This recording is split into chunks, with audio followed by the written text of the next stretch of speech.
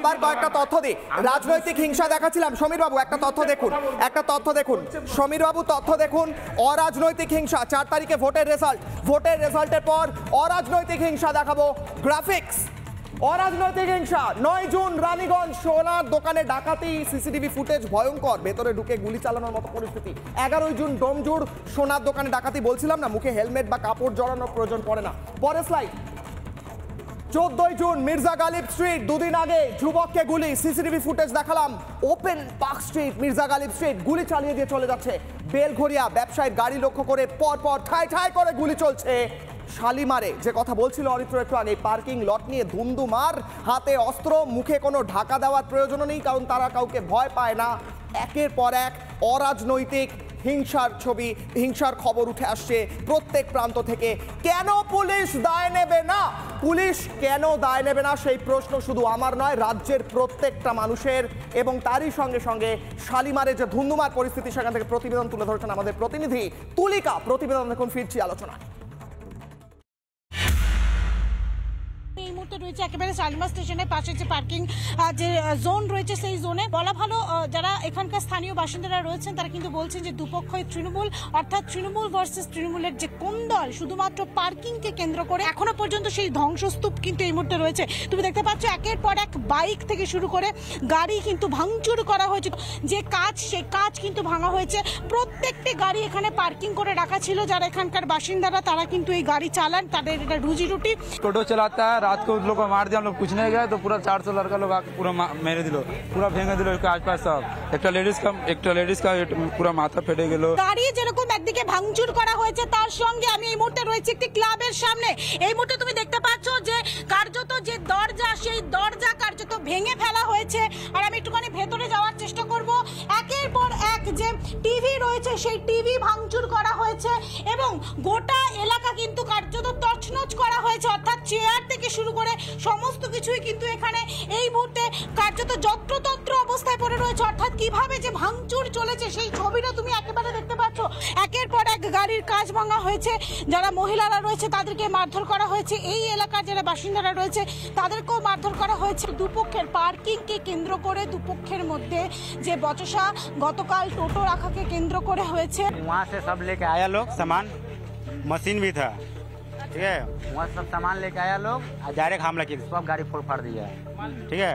अब पुलिस भी वो लोग साथ में था, हाँ। कुछ पुलिस रह के भी कुछ नहीं किया। पुलिस के सामने की मारधर, हाँ, पुलिस के सामने मारधर हुआ। पूरा घर तोड़ फोड़ दिया है, सबका घर ईटा उठा सब করে ভেতরে যাওয়ার চেষ্টা করব। তার কারণ এখানকার যারা বাসিন্দারা রয়েছেন তারা বলছেন যে যেভাবে ভাঙচুর চালানো হয়েছে, ভেতরে প্রবেশ করে যেরকম ভাবে টালিতে ইট ফেলেছে এবং তুমি দেখতে পাচ্ছ এখনো পর্যন্ত যত্রতত্র জায়গায় ইটের যে টুকরো, সেই বড় বড় টুকরো এই মুহূর্তে এখনো পর্যন্ত পড়ে রয়েছে। সুপর্ণবাবু, আপনি প্রখ্যাত অর্থনীতিবিদ, আপনাকে আমি খুব একটা সিম্পল কোয়েশ্চেন করছি এবং সাধারণ মানুষ যাতে বুঝতে পারেন আপনি একটু বুঝিয়ে দিন। একটা রাজ্যে যেখানে আইন শৃঙ্খলা ভেঙে পড়ছে, যেখানে কেউ ব্যবসা করতে গেলে গুলি চলে, কেউ চাকরি করতে গেলে সে চাকরি পায় না, আর রাজনীতি তো ছেড়েই দিন, সেখানে কেন আসবে শিল্প, সেখানে কেন আসবে নতুন কর্মসংস্থানের সুযোগ, কেন তারা আসবেন? তারা তো আসবেন না, নয় কি? কিশলয়, আপনি যখন দেখাচ্ছিলেন আপনি প্রায় 9টা অবধি একটা মিস করে গেছেন, অন্তত 9টা নাম বলেছেন, আর দুটো করলে বোধহয় একটা ফুটবল বা ক্রিকেট টিম হয়ে যেতে পারত। না আমি ওই আসছি, সেটা অ্যাড করে দিলাম, লিখে নিচ্ছি নন্দীগ্রাম কাঁথি। উনি থ্যাংক ইউ, তার কারণ সবসময় উনি কিন্তু সাহায্য করে থাকেন সমীরবাবু, আমার জীবনে দেখেছি নন্দীগ্রাম আর কাঁথি। যাক, আজকে তার কারণটা হচ্ছে এখন কিন্তু ওয়ার্ল্ড কাপ ক্রিকেটও চলছে, আবার ফুটবলে ইউরো কাপও হচ্ছে, তো 9 সাইড তো চলছে না, 11 সাইড হচ্ছে। তো আপনি যদি কিছু মিস করে থাকেন, আমি ঠিকভাবে সিকোয়েন্সিয়ালি সাজাইনি, কিন্তু যেগুলো আমি মোটামুটি জানি, কসবা, আপনি সেই 107-এর ওটা মিস করে গেছেন বোধহয়।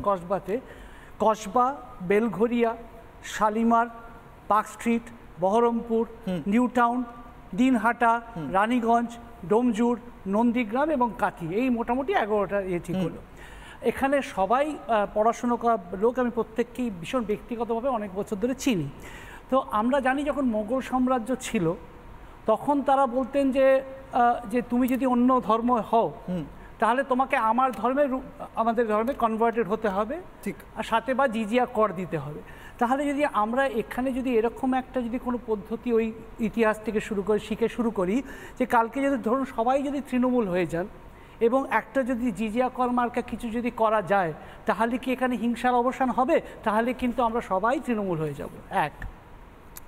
দুই হচ্ছে যেটা আপনি মৌলিকভাবে সঠিক কথাটা কিশোলায় তুলেছেন যে আমরা কিন্তু বিজেপি সিপিএম কংগ্রেস তৃণমূলের আলোচনা করছি না, আমরা বাংলার আলোচনা করছি। এবং যেখানে যাচ্ছি অর্থনীতিটা প্রায় 47 বছর ধরে এমন তলানির দিকে নিয়ে যাওয়া হয়েছে যে কালকে যদি সবাই তৃণমূলেও হয়ে যান তখন খাবার প্লেটটা এত ছোট হতে হতে যাবে আমরা একে অপরের থেকে ছিনিয়ে নেওয়া শুরু করব। দুই। তিন হচ্ছে যে আমি পুলিশকে রিপ্রেজেন্ট করছি না এখানে, কিন্তু অনেক ভালো পুলিশের কর্মী আছেন এবং আমি আজকে এই স্টুডিও থেকে সেই পুলিশকে ডিফেন্ড করে পুলিশদেরকেই একটা কথা বলতে চাই যে আপনারা হয়তো মনে করছেন তার কারণ পুলিশ মাঝে মাঝে ভাবে যে গভর্নমেন্টে যদি ইনস্টেবিলিটি থাকে তাহলে পুলিশ নামক ইনস্টিটিউশনটা প্রপারলি কাজ করবেন। তারা মনে করেন যে পলিটিক্যাল লিডারশিপ যদি খুব সলিড হয়ে যায় তাদের বিরুদ্ধে না গিয়ে তাদের সাবসার্ভিয়েন্ট হয়ে যাওয়া এটাই বোধহয় তাদের কাজ। সেই জন্য 34 বছর সাবসার্ভিয়েন্ট হয়ে গেছিলেন, 13 বছরও সেটা হওয়ার চেষ্টা করছেন।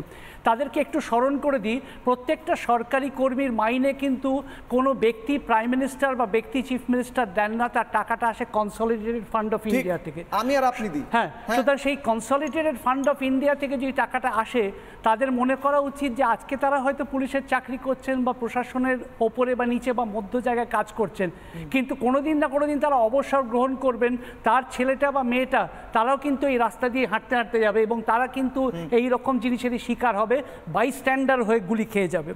সুতরাং এই জায়গা থেকে আমাদের বেরোতে হবে এবং শিল্প দেখুন, বড় শিল্পের কোনো অসুবিধা হবে না কিশোলায়, আমি আপনাকে বলছি বড় শিল্প কোনোদিন গুলি খাবে না, তার কারণ বড় শিল্প এখানে আসবেই না, সেই জন্য গুলি খাওয়ারই ব্যাপার।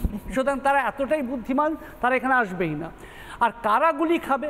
গুলি খাবে হচ্ছে যে যারা কষ্ট করে, যাদের কথা বারবার বলা হয় ক্ষুদ্র মাঝারি যে শিল্প বা micro small and medium enterprise, তারা যেটা খোলেন তারা মারা যাবেন। তার কারণ যদি কোনো বাম দল থাকেন এক্ষুনি গিয়ে বলবেন যে ওই লোকটা 10,000 টাকা রোজগার করছে না, তাকে গিয়ে এক্ষুনি বলবেন মিনিমাম ওয়েজে 26,000 টাকা করে দিতে হবে, এমনি মারা যাবেন।